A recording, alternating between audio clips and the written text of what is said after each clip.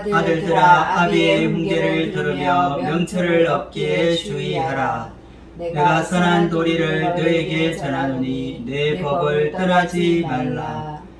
나도 내 아버지에게 아들이었으며 내 어머니 보기에 유약한 외아들이었노라.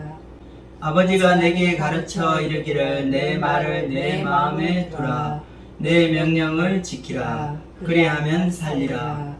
지혜를 얻으며 명철을 얻으라. 내 입의 말을 잊지 말며 어기지 말라. 지혜를 버리지 말라. 그가 너를 보호하리라. 그를 사랑하라. 그가 너를 지키리라. 지혜가 제일이니 지혜를 얻으라. 내가 얻은 모든 것을 가지고 명철을 얻을지니라. 그를 높이라. 그리하면 그가 너를 높이 들리라. 만일 그를 품으면 그가 너를 영화롭게 하리라. 그가 아름다운 관을 내 머리에 두겠고 영화로운 면류관을 내게 주리라 하셨느니라. 내 아들아 들으라. 내 말을 받으라. 그리하면 내 생명의 해가 길리라. 내가 지혜로운 길을 내게 가르쳤으며 정직한 길로 너를 인도하였은즉 다닐 때에 내 걸음이 공고하지 아니하겠고 달려갈 때에 실족하지 아니하리라. 훈계를 굳게 잡아 놓치지 말고 지키라. 이것이 내 생명이니라. 사악한 자의 길에 들어가지 말며 악인의 길로 다니지 말지어다. 그의 길을 피하고 지나가지 말며 돌이켜 떠나갈지어다. 그들은 악을 행하지 못하면 자지 못하며 사람을 넘어뜨리지 못하면 잠이 오지 아니하며 불의의 떡을 먹으며 강포의 술을 마심이니라. 의인의 길은 돋는 햇살 같아서 크게 빛나 한낮의 광명에 이르거니와 악인의 길은 어둠 같아서 그가 걸려 넘어져도 그것이 무엇인지 깨닫지 못하느니라. 내 아들아 내 말에 주의하며 내가 말하는 것에 내 귀를 기울이라. 그것을 내 눈에서 떠나게 하지 말며 내 마음속에 지키라. 그것은 얻는 자에게 생명이 되며 그의 온 육체의 건강이 됨이니라. 아멘. 우리는 뒤에서 이 말씀인 이 잠언을 함께 나누고 있습니다. 오늘 말씀은 지혜의 말씀을 우리가 듣고 사랑하며 삶의 최고의 가치로 두게 될 때 이 지혜가 우리의 삶에 울타리를 두르고 우리를 생명의 길로 인도함을 가르쳐 줍니다. 오늘 말씀을 통해서 우리가 진짜와 가짜를 구별할 수 있는 분별력을 얻을 수 있기를 기도합니다. 아멘. 또한 지혜의 말씀을 사모하고 의지하여 삶 가운데 적용함으로 우리 삶에서 지혜를 진정으로 사랑하는 길이 무엇인지 함께 배울 수 있기를 기도합니다. 오늘 말씀은 아버지가 아들에게 주는 훈계의 형식을 가지고 우리에게 말하고 있습니다.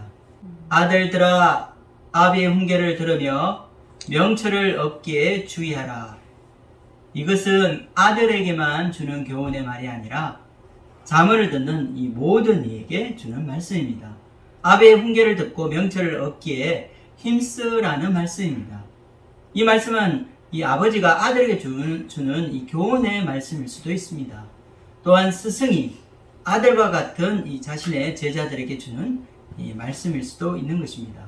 이처럼 이 잠언 4장에는 아들아 라고 부르는 이 호칭으로 시작하는 말씀이 3번 나오고 있는데 이것이 한 단락이 되어서 오늘 말씀은 이 3부분으로 나눌 수 있다고 할 수 있습니다. 1절에 아들들아, 그리고 10절에 내 아들아, 그리고 20절에 내 아들아 이렇게 시작하는 3부분입니다. 또한 1절, 10절, 20절 모두 들으라는 이 명령형 이 동사로 시작하는 것이 특징입니다. 여기서 들으라고 하는 말씀의 동사는 단순히 이 듣는다, 이 청각적인 이 자극만을 말하는 것이 아닙니다. 이것은 듣고 마음에 새기며 순종하는 데까지 나가는 이 적극적인 의미를 포함하고 있습니다. 이스라엘의 유명한 이 쉐마 이스라엘이라는 말씀이 있습니다. 바로 신명기 6장에 나오는 말씀으로 이 쉐마 이스라엘은 이스라엘 백성들이 생각하는 가장 중요한 구약의 한 말씀으로 그들은 이 손목에 적어서 메고 다니든지 아니면 이마 위에 이 상자 속에 넣어서 항상 지니고 다니는 것이었습니다. 이스라엘에게 들려주는 이 말씀은 그들이 마음에 새기고 명심해서 삶 가운데 매일 실천해야 하는 것임을 가르쳐 주고 있습니다. 이처럼 듣는다는 것은 우리 신앙인에게 믿음을 가지기 위한 가장 첫 번째 단계라고 할 수 있습니다. 그것은 우리가 잘 아는 이 로마서 10장 17절 말씀과 같이 믿음은 반드시 이와 같이 듣는 행위에서 시작되며 지혜도 귀를 통해서 들음으로 우리에게 주어지게 되는 것입니다. 함께 로마서 10장 17절 말씀을 읽어보도록 하겠습니다. 그러므로 믿음은 들음에서 나며 들으면 그리스도의 말씀으로 말미암았느니라. 아버지에게 혹은 스승에게 이 말씀을 듣고 이 마음에 새겨 삶 가운데 실천해야 할 이 지혜의 말씀은 바로 선한 도리라고 말하고 있습니다. 2절 말씀을 읽겠습니다. 내가 선한 도리를 너에게 전하노니 내 법을 떠나지 말라. 여기서 말하고 있는 이 선한 도리라는 것은 히브리 원어 그 자체 이 안에 전해졌다는 그런 의미가 함께 들어 있습니다. 그래서 그냥 이 선한 도리가 아니라 대를 이어 사람들에게 전해진 선한 도리라는 뜻입니다. 이것은 부모가 자식에게 또 그 자식이 다음 세대에게 전해진 대대로 내려온 이 도리라는 뜻이 됩니다. 선한 도리라는 것은 바로 마땅히 지켜야 하는 도를 말합니다. 이처럼 선한 도리는 대대로 자손에게 이어지는 하나님의 말씀을 가리킵니다. 부모가 그 자녀에게 또 그 자녀가 다음 세대, 이 세대를 이어 전해 내려온 마땅히 지켜야 할, 하나님의 백성이 마땅히 지켜야 할 말씀입니다. 이스라엘의 역사를 통해 대를 이어 내려온 사라 역동하는 하나님의 말씀인 것입니다. 아비의 마음으로 아들에게 전해진 지혜의 이 말씀은 사실 이 잠언서의 저자인 이 솔로몬의 개인적인 고백이라고 우리는 말할 수도 있습니다. 솔로몬이 자신의 아버지인 다윗에게서 들은 이 말씀을 전하고 있는 것입니다. 솔로몬의 신앙은 바로 어머니의 따뜻한 사랑과 아버지의 친밀한 관계성에서 나온 것입니다. 3절 말씀을 우리 함께 읽겠습니다. 나도 내 아버지에게 아들이었으며 내 어머니 보기에 유약한 외아들이었노라. 우리가 가정교육에서 아버지의 이 권위 아래서 배우는 엄격한 훈계가 있습니다. 우리는 아버지 말씀에 순종함으로 이 나라는 존재에 대해서 알게 되고 또 나라는 이 자기 정체성을 배우게 되는 것입니다. 또한 어머니의 관용하는 사랑 안에서 양육받는 것도 중요합니다. 특별히 한국 사람들은 이 정서상 이 어머니의 사랑은 이 가정교육에서 많은 부분을 차지하고 있습니다. 그러나 이 자녀가 어머니 밑에서 얻지 못하는 그런 부분이 있다는 것입니다. 많은 심리학 및 이 교육학 관련 학자들이 어릴 적 이 자녀가 이 형성되는 이 인격에 아버지의 역할이 중요함을 가르쳐 주고 있습니다. 우리의 인격이 형성되는 과정에서 이 어머니의 이 보듬는 이 사랑의 관계성이 있어야 하며 또한 아버지의 버팀목이 되어주는 신뢰의 관계성이 함께 조화를 이루어 한 사람의 온전한 인격이 만들어지게 되는 것입니다. 아버지와의 구체적인 관계 경험이 부족한 이 현대 자녀들은 심리적으로 또한 신앙적으로 온전한 인격 체계가 세워지지 못할 때가 있다는 것입니다. 위로부터 오는 권위에 대한 마음에서 우러나오는 존경심과 이 존중이 점점 사라지고 있는 이것은 바로 아버지와의 인격적인 경험을 통해 형성되는 신뢰와 믿음의 관계 부족에서 나온 것이라고 우리는 생각해 볼 수 있습니다. 저자는 자신의 신앙과 인격 형성에 가장 중요한 역할을 한 것이 바로 아버지의 아들이라는 이 정체성에서 나왔음을 말하고 있습니다. 또한 어머니의 용납하고 포옹하는 이 사랑 안에서 이 유약한 외아들이 점점 강해지고 지혜로워져서 인격이 성숙해 되어짐을 말하고 있는 것입니다.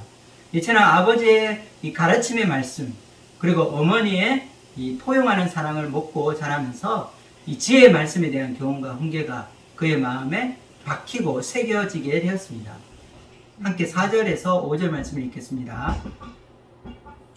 아버지가 내게 가르쳐 이르기를 내 말을 내 마음에 두라. 내 명령을 지키라. 그리하면 살리라.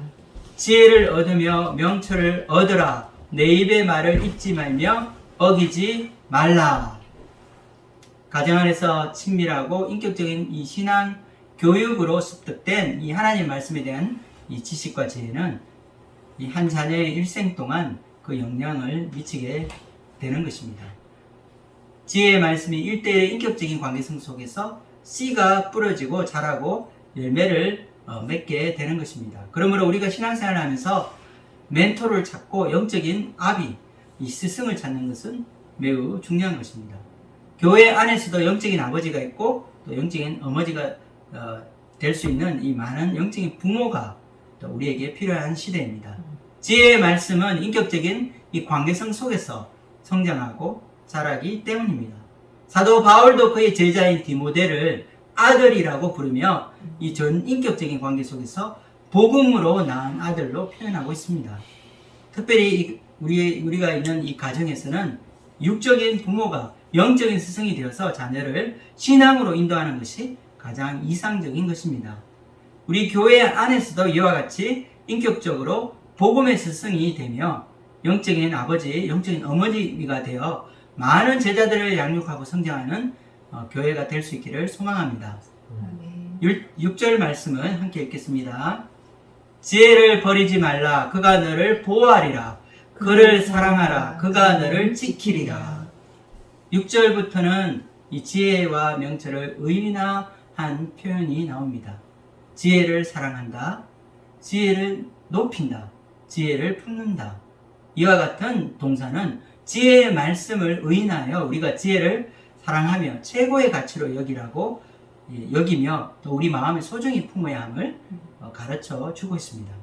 이처럼 우리가 지혜를 얻고 사모하여 이 우리 마음에 품어서 자신의 정체성으로 삼는 이 모든 것은 지속적이고 인격적인 이 관계성을 통해서 이루어지게 되는 것입니다. 지혜의 말씀은 전하는 사람이 반드시 있어야지 우리에게 전해줄 수 있고 우리는 이 말씀을 들을 수 있는 것입니다. 우리가 듣고 마음으로 받아들이면 바로 지혜를 사랑하게 됩니다. 여기서 사랑한다는 것은 감정적인 면보다는 의지적인 면을 강조하고 있는 것입니다. 우리는 남녀 간의 사랑처럼 이 감정적인 면을 사랑이라는 이름으로 부를 때가 많습니다. 하지만 성경에서 사랑한다는 것은 의지적인 면을 더 중요시 하는 것입니다. 부부가 처음 만났을 때는 서로 끌리고 좋아하는 감정적인 요소가 먼저일 수 있습니다. 그러나 결혼해서 이렇게 가정을 이루고 한 몸이 되는 과정은 우리의 감성과 이성으로 되는 것이 아닙니다. 완전히 다른 배경에서 자라서 이제 가정이라는 이 보금자리를 이루어가는 이 부부는 원래 완전히 다른 인격체의 만남이었습니다. 성격도 다르고 자라온 환경도 다르고 가치관도 다릅니다. 이런 두 사람이 함께 살아갈 때는 하나부터 10까지 서로 부딪히고 갈등이 생기는 것은 당연한 것입니다. 또한 우리의 삶은 늘 고난의 연속이라고 할 수 있습니다. 하나의 어려움이 지나가면 또 다른 어려움이 찾아오게 됩니다. 부부가 되어서 함께 살아갈 때 좋은 일만 있는 것이 아니라 정말 참기 어려울 정도로 어려운 그런 일들이 찾아올 때가 있다는 것입니다. 우리의 삶에 고통이 찾아오면 우리의 본성이 드러나게 됩니다. 우리가 너무 피곤하고 지치면 우리가 화를 낼 때가 있고 또 우리 본성이 나타나게 되겠죠. 그러므로 사랑한다는 말은 어렵고 힘든 일을 만났을 때 함께 인내하며 부족한 서로에 대해서 견디는 것을 말합니다. 서로 다름을 이해하고 용납하는 것입니다. 이와 같이 사랑은 의지적으로 자신을 헌신하는 것에서부터 나오는 것입니다. 우리가 지혜를 사랑한다고 우리가 할 때에 지혜를 사랑하는 것은 지속적인 그런 의미가 포함되어 있습니다. 우리의 삶에 좋은 일만 있을 때는 우리는 지혜의 말씀을 사랑하기 비교적 쉬울 것입니다. 그러나 우리에게 어려움이 생기고 환난이 찾아올 때도 여전히 이 지혜의 말씀을 버리지 않고 신뢰하고 의지하기는 쉽지 않은 것입니다. 우리의 본성이 인내하기 힘들어하고 쉽게 마음이 변하기 때문입니다. 그래서 지혜를 사랑한다는 것은 이 지혜의 말씀을 저버리지 않고 끝까지 인내하고 붙드는 것을 말합니다. 이와 같이 지혜를 듣고 지혜를 사랑하는 우리는 지혜를 높이게 됩니다. 7절에서 8절 말씀을 읽겠습니다. 지혜가 제일이니 지혜를 얻으라. 내가 얻은 모든 것을 가지고 명철을 얻을지니라. 그를 높이라. 그리하면 그가 너를 높이 들리라. 만일 그를 품으면 그가 너를 영화롭게 하리라. 여기서 지혜를 높이라고 하는 말은 지혜를 최고의 가치로 두라는 말이라고 할 수 있습니다. 지혜의 말씀을 최고의 가치로 두게 될 때 우리의 목표와 지향점이 생기게 되는 것입니다. 지혜를 내가 지금 사랑했던 지금까지 사랑했던 그 어떤 것보다 높은 가치에 두는 것을 말합니다. 이것은 지혜의 말씀에 인생을 거는 것을 의미합니다. 우리의 삶은 사실 주도권 싸움입니다. 내가 어떤 것을 가장 우선순위에 두느냐에 따라서 우리의 삶이 180도로 바뀌고 달라지게 되는 것입니다. 예를 들어 내가 돈을 버는 것을 가장 높은 가치로 두고 최우선으로 생각한다면 나의 모든 삶은 돈을 향하여 쫓아가게 될 것입니다. 돈을 얻는 것이 목표이기 때문에 이것을 위해 다른 것을 희생하게 되는 것입니다. 고된 업무와 계속되는 야근으로 몸과 마음이 상하고 내 건강을 희생할 수도 있습니다. 사랑하는 가족들에게 소홀할 수도 있는 것입니다.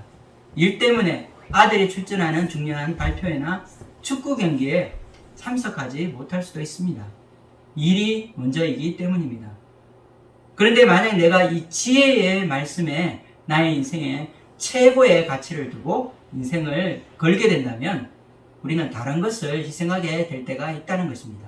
지혜의 말씀이 우리에게 가르쳐주는 이 가치관과 세상 가치관이 대립하기 때문에 예기치 못하는 고난도 찾아오게 됩니다.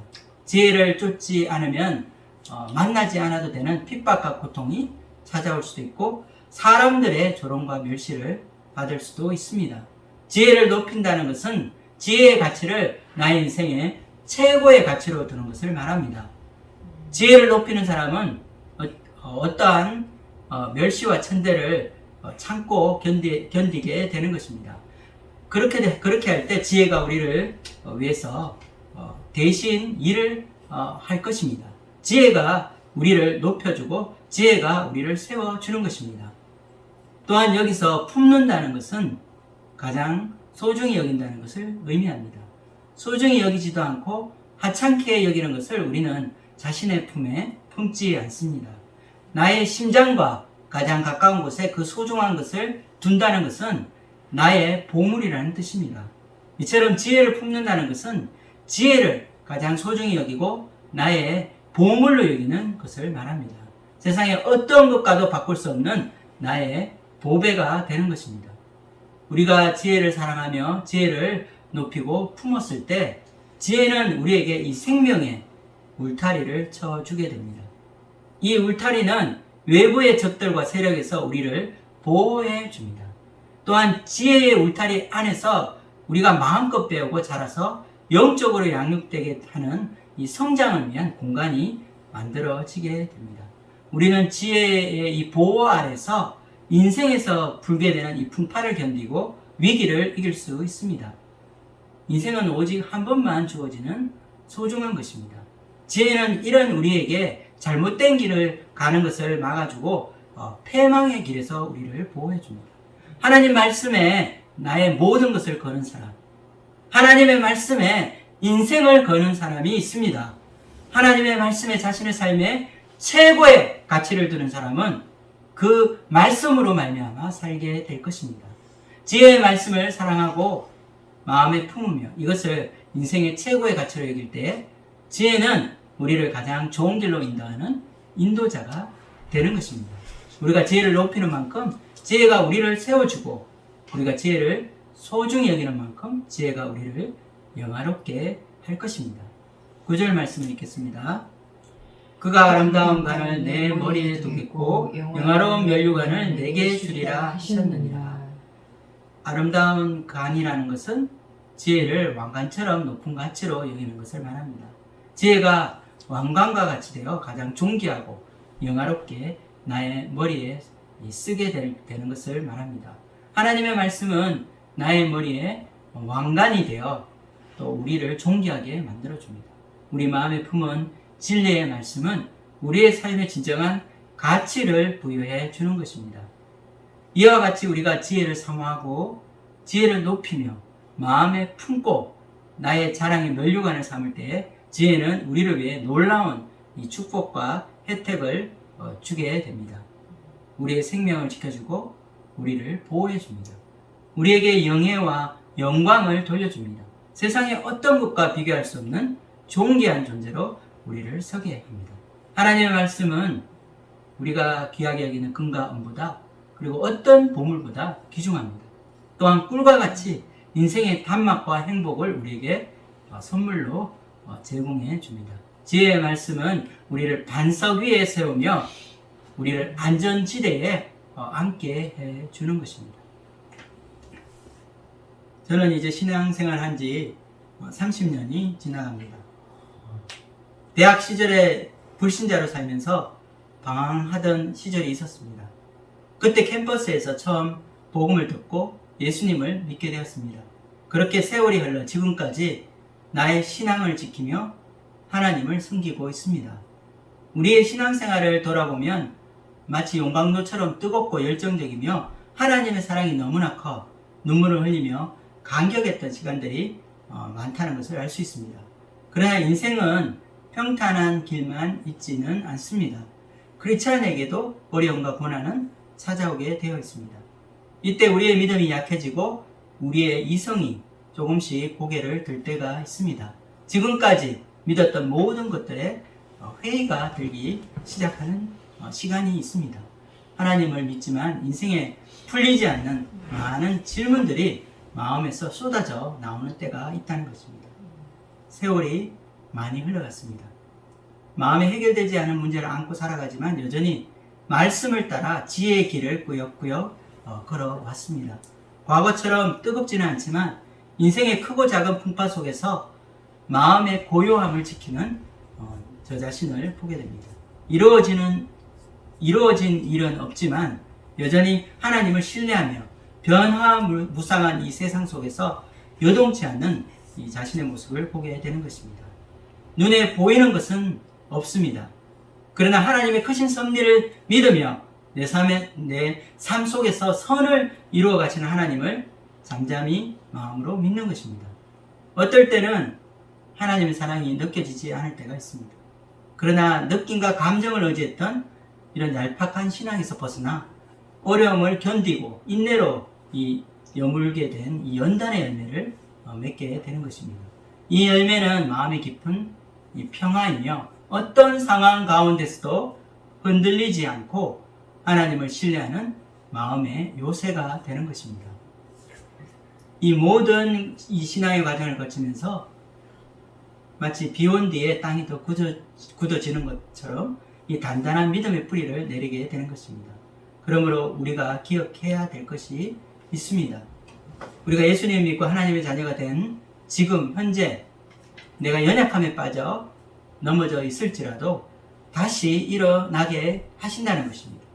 신앙의 슬럼프에 빠져 힘을 잃고 방황하는 시간을 보내고 있을지라도 반드시 돌아가게 되어 있다는 것입니다. 저에게도 10년이 넘는 긴 광야의 시간이 있었습니다. 하나님의 기도 응답도 동행하심의 친밀함도 없었던 시간이었습니다. 나의 신앙은 점점 메마르고 몸이 건조해져만 갔습니다. 이제까지 굳세게 믿고 있었던 모든 것이 거짓은 아닌가 하는 이 어두운 불신의 세력도 불쑥불쑥 찾아왔습니다. 하나님을 믿고 신앙생활을 한다고 하지만 형식적인 신앙인의 이 모습만 겨우 유지하고 있는 신앙의 권태기가 반드시 찾아오게 되는 것입니다. 하지만 우리에게 닥친 고난이 아무리 크다 하더라도 이 지혜의 말씀은 우리를 여전히 이 울타리 안에서 우리를 보호하고 있습니다. 우리가 연약함에 빠져 5년이고 10년이고 허송 세월을 보냈다고 한탄하지만 지혜의 말씀은 이 모든 것이 온전해지는 한 과정이라고 말씀하십니다. 하루아침에 이루어지는 것이 아니라 오랜 숙성의 시간을 거치며 우리의 신앙이 조금씩 성숙해지는 것을 말합니다. 실패를 맛보게 되고 또 무너진 그 자리에서 정체되어 있는 부족하고 못난 자신을 목격하게 됩니다. 그러나 내가 구원받은 것은 내가 잘났기 때문이거나 내가 훌륭한 사람이었기 때문이 아니라는 사실을 깊이 깨닫게 해주는 것입니다. 예수님을 믿고 구원받고 하나님의 자녀가 된 것이 내가 믿음 좋고 인간성이 좋아서 된 것이 아니었습니다. 하나님이 침묵하는 시간이 아무리 길어 보여도 하나님의 택하신 자는 반드시 회복하는 때가 찾아오게 되어 있습니다. 지혜가 우리를 초대하고 지혜가 먼저 우리를 찾아왔습니다. 우리의 심령에 신앙의 불을 지펴주며 불꽃 같은 열정을 불어 넣어주신 이 하나님의 사랑이 우리 마음에 깊이 새겨져 있습니다. 지혜의 말씀을 듣고 사랑하며 나의 가장 귀한 가치로 최고의 보배로 여기게 될 때 지혜는 이 울타리 안에서 마음껏 실패할 수 있는 자유도 우리에게 허락해 줍니다. 다시 일어날 수 있기 때문입니다. 지혜는 하루아침에 만들어지는 것이 아니라 오랜 시간을 참고 인내하며 나의 삶의 한 부분이 되고 나의 인격이 되어져가는 전 과정이라고 할 수 있습니다. 여러분은 지혜의 말씀을 인생에서 가질 수 있는 가장 큰 재산이며 가장 큰 보화라고 생각하십니까? 하나님의 말씀을 배우고 깨어져서 자신의 것으로 만들어지는 이 과정보다 더 귀한 것은 세상에 없습니다. 하나님의 지혜의 말씀은 세상의 어떤 것과 비교해도 탁월하며 우리 인생의 최고의 가치가 있는 것입니다. 지혜의 초청에 응하여 지혜를 인격적으로 만나게 되는 여러분이 되시기를 소망합니다. 지혜를 사랑하며 가장 높여서 나의 인생의 보배로 삼는 저와 여러분이 되기를 주님의 이름으로 축복합니다. 두 번째 단락이 시작되는 이 10절부터는 지혜를 듣고 사랑하여 소중히 여기면 지혜자, 바로 지혜로운 자의 길을 걷게 된다고 말하고 있습니다. 세상에는 많은 길이 있는 것 같지만 사실 오직 두 가지 길만 있음을 우리에게 보여줍니다. 지혜로운 길과 어리석은 길, 즉 의인의 길과 악인의 길입니다. 잠언서는 전통 지혜서로서 하나님의 지혜의 말씀을 듣고 우리가 마음에 새겨 삶 가운데 순종하며 살아가는 삶을 바로 지혜로운 길이라고 말하고 있습니다.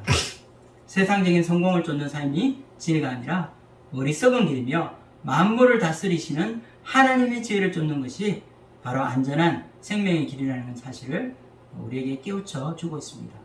먼저 지혜로운 길과 이 정직한 자의 길의 특징은 생명력이 넘친다는 것을 알 수 있습니다. 11절에 12절을 읽겠습니다. 내가 지혜로운 길을 내게 가르쳤으며 정직한 길로 너를 인도하였은즉 다닐 때 내 걸음이 공고하지 아니하겠고 달려갈 때에 실족하지 아니하리라. 걸어가도 피곤하지 않고 달려가도 곤비치 않는 삶을 살게 되는 것입니다. 너무 실족하지 않고 지혜의 특별한 보호와 사랑을 받게 되는 것입니다. 이것은 이사야 40장에 나오는 말씀과 같이 오직 여호와를 앙망하는 자는 새의 힘을 얻어 독수리 날개치며 올라감 같을 것입니다. 또한 시냇가에 심겨진 나무처럼 사시사철 푸르며 생명력이 넘치게 될 것입니다. 그리고 마지막에 풍성한 열매를 맺게 될 것입니다. 이것은 지혜가 주는 생명력을 얻고 소생하는 힘을 우리가 지혜로부터 공급받기 때문입니다. 지혜로운 자가 가는 길의 또 다른 큰 특징은 광명으로 빛나는 길이라는 것입니다. 18절을 함께 읽겠습니다. 의인의 길은 돋는 햇살 같아서 크게 빛나 한낮의 광명에 이르거니와. 지혜로운 자, 즉 의인의 길은 돋는 햇살과 같아서 한낮의 광명에 이르게 된다고 합니다. 돋는 햇살이라는 것은 어두운 새벽을 깨고 떠오르는 아침에 빛나는 햇살을 말합니다. 아침의 햇살은 그리 강하지 않습니다. 해가 돋을 때 이 풍경을 우리가 카메라로 담을 수 있는 이유입니다. 그러나 한낮의 광명이란 정오의 태양을 말합니다. 여러분, 낮 12시의 태양은 어떻습니까? 너무나 눈이 부셔서 우리는 쳐다볼 수 없을 것입니다. 이처럼 의인의 길은 처음에는 돋는 해와 같이 그 빛이 약하여 미약해 보이지만 나중에는 장렬한 이 정오의 태양과 같이 빛나게 된다는 것입니다. 해와 같이 빛나는 영향력 있는 삶을 살게 될 것을 말하고 있습니다. 어두운 세상을 밝히고 우리 마음의 어두움을 빛으로 채워주게 되는 것입니다. 그러나 이와 같이 지혜로운 길, 의인의 길과는 달리 어리석은 자의 길 혹은 이 악한 자의 길은 전혀 다른 길입니다. 오늘 지혜의 말씀은 이와 같이 악인의 길, 사악한 자들이 걷는 길을 피하고 반드시 물리쳐야 한다고 우리에게 경고하고 있습니다. 14절에서 15절 말씀을 함께 읽겠습니다. 사악한 자의 길에 들어가지 말며 악인의 길로 다니지 말지어다. 그의 길을 피하고 지나가지 말며 돌이켜 떠나갈지어다. 사악한 자의 길에 들어가거나 다니지 말고 피하고 돌이켜 떠나가야 할 이유가 있습니다. 그들의 길은 어둠의 길이기 때문입니다. 함께 16절에 17절 말씀을 읽어보도록 하겠습니다. 그들은 악을 행하지 못하면 자지 못하며 사람을 넘어뜨리지 못하면 잠이 오지 아니하며 불의의 떡을 먹으며 강포의 술을 마심이니라. 이들의 본성은 사납고 어두우며 사악합니다. 이들에게는 악이 가득하며 강포가 가득합니다. 놀랍게도 이들의 음식과 이들의 휴식은 우리가 생각하는 것과는 완전히 다른 것입니다. 그들이 만족하고 그들이 쉬고 안식하는 것의 근원은 어두운 악에서 나옵니다. 이들은 불의의 떡을 먹으며 배를 불립니다. 악을 행해야 잠을 잘 수 있고 무지한 사람을 넘어뜨리는 것이 그들에게 좋은 수면제가 되는 것입니다. 크리스찬 이 정신과 의사로 알려진 스캇 팩이라고 하는 이 닥터는 악의 심리학이라는 책을 통해서 이 양심이 화인 맞아서 조금의 가책도 느끼지 못하고 이 자신에 대한 문제의식도 없는 악인이 있음을 설명하고 있습니다. 그는 파괴적인 행위를 즐겨하며 악을 행하는 것에서 기쁨을 얻는 사이코패스와 같은 자들입니다. 그런데 놀랍게도 현실에서 우리 주변에서 이 다른 사람의 아픔을 공감할 수 없는 이 괴물들이 우리와 함께 살아감을 보여주고 있습니다. 이들은 전혀 문제의식이 없어서 자신이 범한 잘못과 실수를 통해서 무언가 배우거나 성장하는 일이 전혀 일어나지 않습니다. 매일 밥 먹듯이 악을 행하고 무의식으로 행하는 모든 것에서 불법을 드러내게 됩니다. 참으로 무서운 일입니다. 정신분석학자로 유명한 프로이드가 말한 것과 같이 공격 본능에 따라 사는 사람이 바로 악인입니다. 이들은 자신의 파괴적인 본능의 욕구가 만족될 때까지 쉬지 않을 것이며 잠을 자지 않을 것입니다. 이들은 불의의 떡을 먹고 이 강포의 술을 마시는 자들입니다. 이들은 악을 행함으로 기쁨을 얻는 자들이라고 말할 수 있습니다. 이들 악인의 행위를 드러내기 위해서는 빛이 필요합니다. 어두운 세상을 밝혀주고 이 악인들의 불의를 고발해 주는 것이 바로 의인의 삶입니다. 의인의 삶이 악인의 삶과 대조되어 세상에 나타나게 될 때 인간의 내면의 악을 고발하고 밝혀주는 것입니다. 자기 합리화로 숨겨지고 감춰져 있는 그들의 정체가 드러나게 되는 것입니다. 하나님의 말씀에 의한 지혜와 통찰은 엄밀한 이 내면의 어두운 일을 드러내게 되며 인간의 존재의 의미와 삶의 목적을 깨닫도록 도와줍니다. 마치 정오의 태양과 같이 환하게 비추게 되면 어두운 자아를 밝혀주고 어두운 세상에 빛이 비추게 됩니다. 자신에 대한 인식이 깨어지고 변화되지 않으면 살아갈 수 없는 비참한 자신을 발견하게 해주는 것입니다. 이와 같이 지혜는 우리 인생의 중요한 이 두 갈림길에서 생명의 길을 선택하도록 해줍니다. 우리의 매일의 삶에서 이 지혜의 손짓을 우리가 보고 지혜의 부르심도 우리는 받게 되지만 동시에 어리석음과 죄의 길로의 유혹함도 우리는 받게 됩니다. 우리가 생각하는 것보다 악의 세력은 강하고 집요합니다. 그러나 지혜로운 자가 가는 길에는 빛이 비추고 있습니다. 지혜의 말씀의 보호하심과 인도하심이 있습니다. 선택의 순간에 지혜의 말씀은 우리에게 명철과 분별력을 주어서 생명의 길을 선택하도록 도와줄 것입니다. 지혜를 사모하고 마음에 품어 이 선택의 순간에 지혜의 길을 따르는 저와 여러분이 되기를 주님의 이름으로 기도합니다. 아멘. 세 번째 단락에서 지혜는 우리를 지혜로운 길로 인도하며 마침내 생명에 이르게 된다고 말하고 있습니다. 20절에서 22절까지 읽겠습니다. 내 아들아 내 말에 주의하며 내가 말하는 것에 내 귀를 기울이라. 그것을 내 눈에서 떠나게 하지 말며 내 마음속에 지키라. 그것은 얻는 자에게 생명이 되며 그의 온 육체에 건강이 됨이니라. 우리가 끝까지 주의하며 귀를 기울이고 지혜에 우리의 눈을 떠나서는 안 된다고 말합니다. 지혜를 마음속에 품고 지키게 되면 결국 생명을 얻게 된다고 말을 하고 있는 것입니다. 지혜가 궁극적으로 우리를 이끄는 길은 바로 생명의 길입니다. 레리 칼이라고 하는 이 베스트셀러 이 신앙서적을 쓴 데이비드 플랫 목사님은 그의 책에서 어느 설교학 교수님 이야기를 하였습니다. 이 설교학 교수님은 매년 이 신학생들에게 설교학을 가르치기 위해서 학생들을 데리고 공동묘지를 찾는다고 합니다. 그리고 학생들에게 무덤을 향해서 서서 땅에 묻혀있는 자들이 벌떡 일어날 만큼 생명력을 담은 메시지를 전해보라고 합니다. 그러나 교수님의 요청에도 이렇게 성공적으로 설교하는 학생은 한 명도 없습니다. 누구도 무덤에 잠자고 있는 고인을 깨우지 못하는 것입니다. 이를 통해 이 교수님은 제자들에게 우리가 전해야 하는 이 지혜의 말씀의 핵심이 무엇인지 가르쳐 주고 있습니다. 그것은 묘지에 누워있는 이 망자들이 육체적으로 죽은 것처럼 우리 인간은 모두 영적으로 사망한 자들임을 가르쳐 주는 것입니다. 영적으로 죽어서 하나님과 영원히 분리된 존재입니다. 오직 하나님의 말씀, 지혜의 말씀만이 이 죽어있는 영을 일깨우고 하나님의 입에 생명의 기운으로 생기를 회복할 수 있는 것입니다. 우리의 영적인 눈을 뜨게 하고 생명을 줄 수 있는 것은 지혜의 말씀뿐입니다.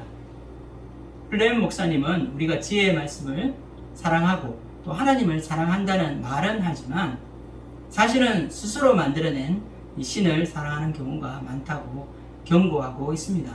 성경에서 말하는 하나님을 우리가 사랑하는 것이 아니라 우리가 만들어낸 이 우상의 하나님을 섬기고 있는 현대 크리스찬들이 많다는 것입니다. 그는 그의 글에서 어떻게 하면 하나님의 말씀을 더 듣고 싶어하는 이 갈증과 목마름을 불러일으킬 수 있는지 고민하고 있습니다. 그리고 그저 우리가 기만 기만 하는 것이 아니라 갈망하고 마음에 품어서 그 가르침을 쫓아 살게 하려면 어떻게 해야 하는지 질문하고 있습니다. 이것을 위해서 이 지혜의 핵심 메시지인 이 복음이 무엇인지 알고 있어야 한다고 말씀하고 있습니다. 하나님은 어떤 분이시고 또 인간은 어떤 존재인지 알아야 합니다. 하지만 자아가 왕좌에 앉아 통치하고 있는 이 문화 속에 사는 현대인들은 자신이 만들어낸 이 가설과 욕망을 채우기 위해 이 복음을 왜곡하고 축소하며 심지어 이 조작하는 이 위험천만한 이 성향을 보이고 있다고 말하고 있습니다. 한마디로 말하자면 가짜 복음이 있다는 것입니다. 가짜 복음은 군중을 끌어모아 환심을 사게 됩니다. 축복은 있지만 고난은 없습니다. 인간은 악하지 않으며 영적으로 죽은 상태가 아니라 소망이 있다고 합니다. 마음만 먹으면 언제라도 더 나은 인간이 될 수 있으며 더 멋진 인생, 행복한 삶을 살 수 있다는 주장입니다. 이것을 위해 긍정의 힘을 믿으라고 설파하고 있는 것입니다. 그러나 이 지혜의 말씀이 가르치는 진정한 복음은 이렇게 말하고 있습니다. 당신은 하나님의 원수입니다. 죄 가운데 생명이 끊어졌으며 현재 주님께 반역하고 있는 상태입니다. 스스로 소생하기는커녕 생명이 필요하다는 사실조차 깨닫는 것이 불가능합니다. 그러므로 하나님께 의지하지 않고는 삶의 변화가 일어나길 기대할 수 없습니다. 자기 힘으로 그런 역사가 절대로 일어나지 않을 것입니다. 여기서 플랫 목사님이 생각하는 구원의 길이란 우리가 도저히 이해할 수도 없고 때로는 가혹한 대가를 치른다 하더라도 이 지혜의 말씀을 있는 그대로 받아들이며 주님의 뜻에 따르는 신앙인 것을 말해주고 있는 것입니다. 우리는 오늘 말씀에서 지혜의 말씀에 우리가 귀를 기울이고 이것을 마음에 품고 삶 가운데 순종하면 지혜가 우리에게 생명의 길로 인도한다는 것을 함께 배웠습니다. 그러나 지혜가 인도하는 생명의 길로 가기 위해서는 이 세속이라고 하는 이 세상에서 불어오는 이 엄청난 이 파도를 견디고 이겨내야 합니다. 이 땅의 가치관은 하나님 나라의 가치관과 대립하고 있기 때문입니다. 이 땅에서는 자신의 이기적인 욕심을 채우고 또 남을 누르고 성공하여서 세상에서 부와 명예와 권력을 쟁취하면 승리자가 된다고 말합니다. 하지만 하나님 나라의 가치관은 이 모든 것을 전복시킵니다. 많이 가진 자가 의인이 아니라 많이 베푸는 자가 의인입니다. 가장 낮은 자리에서 섬기는 자가 하나님께 인정을 받게 됩니다. 자기 욕구를 추구하며 업적을 이루고 성공하는 자가 승리자가 아니라 자기를 부인하고 참고 견디며 손해보고 희생하는 자가 승리자임을 가르쳐 주고 있습니다. 마지막까지 지혜의 말씀을 저버리지 아니하는 자, 세상 성공에 마음을 내어주지 아니하고 지혜의 말씀에 목숨을 거는 자가 있습니다. 그 마음에 지혜의 말씀을 품고 지혜의 말씀을 순종하는 이 사람이 영원한 생명을 얻게 될 것이라고 말하고 있는 것입니다. 교회 안에조차 지혜의 말씀을 왜곡하는 가짜 복음이 들어가 있습니다. 우리는 시대가 더욱 악하고 유혹이 많은 시대에 살고 있습니다. 악의 길은 이제 더 이상 무섭고 두려운 세력으로 우리에게 다가오지 않습니다. 너무나 친근한 모습으로 위장하여 우리 속에 들어와서 편한 길을 제시하며 우리를 미혹하는 이런 시대에 우리가 살고 있습니다. 하나님이 주신 구원의 은혜가 공짜이고 선물이기 때문에 우리는 아무것도 하지 않아도 된다는 것입니다. 죄를 향해 싸우지 않아도 되고 값싼 제싸움의 은혜를 누리라고 말하는 것입니다. 그러나 오늘 지혜의 말씀은 지혜를 위해 온 마음을 쏟으라고 말하고 있습니다. 지혜를 지속적으로 사랑하기 위해 자신을 헌신하고 견디고 인내하라고 말합니다. 지혜의 말씀을 높이고 자신의 삶에 가장 우선순위로 두기 위해서 우리는 다른 것들을 희생할 수도 있다고 말을 하는 것입니다. 지혜로운 자가 가는 길에도 악이 독버섯처럼 자라나며 생명의 복음의 길로 위장하여 우리를 속이려 하고 있습니다. 오랜 시간 시련과 연단을 통해 인내 열매를 맺은 사람은 하나님이 주신 이 통찰과 이 명철을 통해서 이것들을 가려낼 수 있는 것입니다. 최후 승리를 하고 마지막 결승선에 들어가는 순간까지 우리는 지혜에 대한 이 열정을 포기해서는 안 되겠습니다. 지혜를 더욱더 사모하고 지혜를 높이고 우리 마음에 품어서 지혜가 인도하는 생명의 길을 가게 되는 저와 여러분이 되기를 주님의 이름으로 축원드립니다.